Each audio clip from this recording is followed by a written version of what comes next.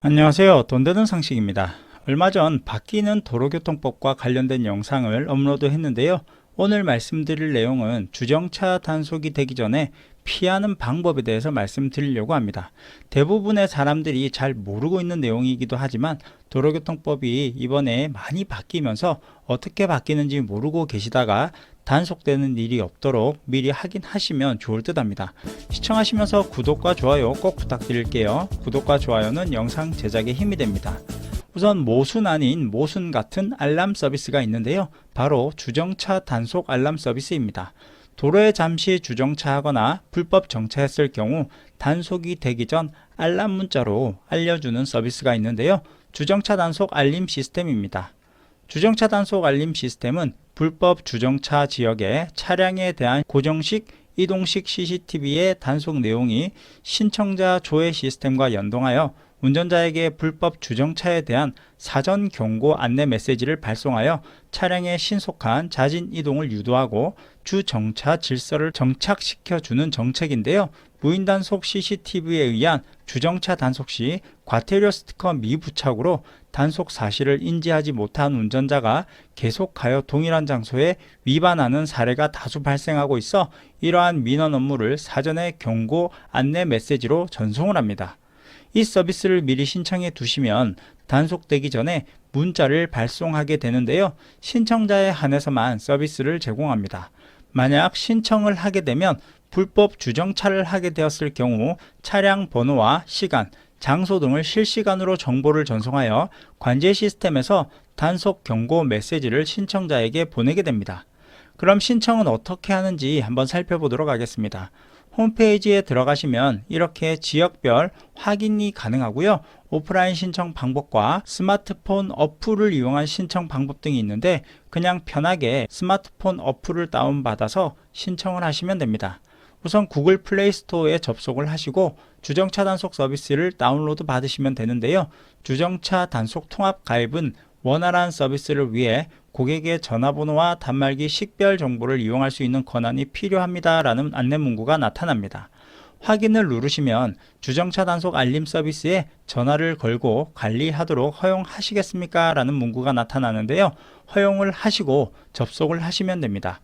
우선 지역 선택하기를 클릭을 하셔서 알림을 받을 지역을 선택하시고 가입을 하시면 되는데요.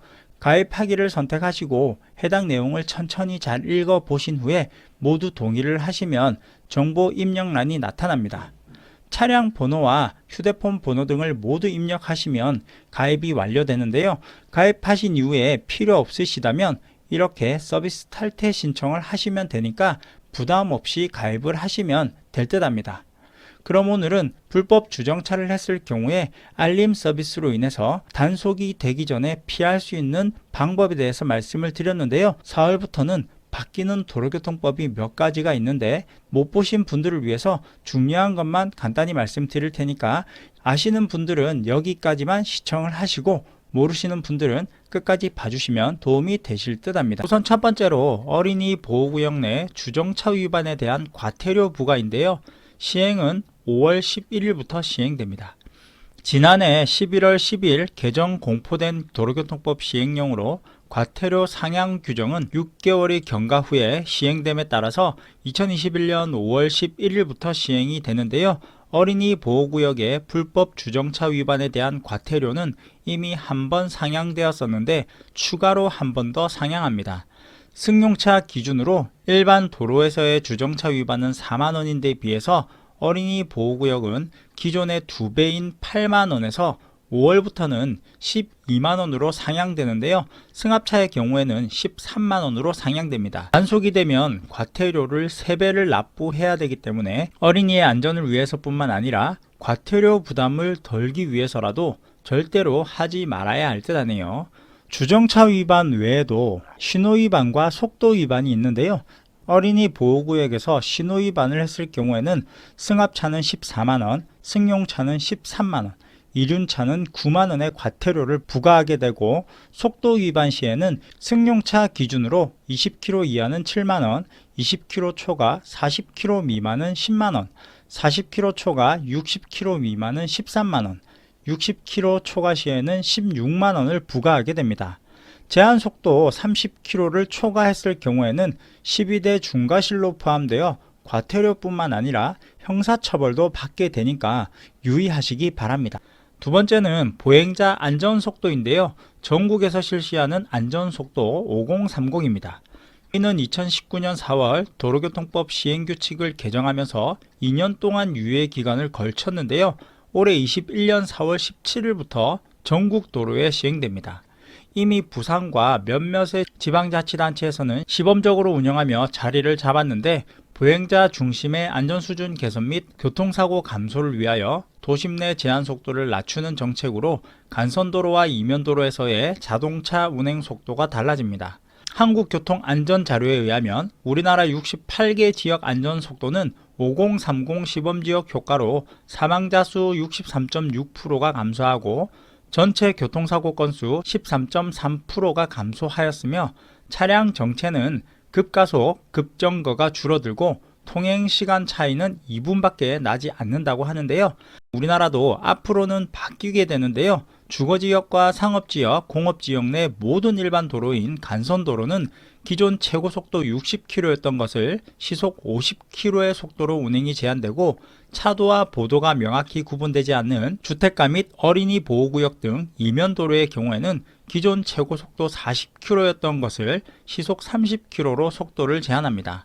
하지만 자동차 전용 도로는 제외되는데요. 도로마다 그리고 지자체마다 규정 속도가 다르다 보니까 운전하실 때 규정 속도를 잘 살피시고 안전운전 하시는 것이 좋을 듯 합니다. 마지막으로 전동 킥보드인데요. 정부에서는 도로교통법을 적용하여 전동 킥보드의 규제가 2021년 4월부터 강화가 되는데요. 앞으로는 원동기 면허가 있어야 킥보드 탑승이 가능하고 만 16세 미만은 전동 킥보드를 탈 수 없게 됩니다. 기존에는 만 13세 이상 중학생도 전동 킥보드 탑승이 가능했지만 4월부터는 원동기 장치 자전거 면허를 취득해야만 전동 킥보드 탑승이 가능합니다. 만약 이를 위반하고 전동 킥보드를 타게 되면 미성년자인 본인이 아니라 그 부모에게 20만원 이하의 과태료가 부과되는데요. 부모의 지도가 필요할 듯 하네요. 도로교통법이 적용되는 만큼 음주운전을 하게 되면 범칙금이 부과되거나 처벌을 받을 수 있으니까 유의하셔야 하며, 안전모를 착용해야 하고 킥보드 한 대에 2인 이상 탑승은 불가하며, 마찬가지로 이를 어길 시에는 부모에게 20만원 이하의 과태료가 부과됩니다. 그럼 오늘 영상은 여기까지 할게요. 끝까지 시청해 주셔서 감사합니다. 좋은 하루 되세요.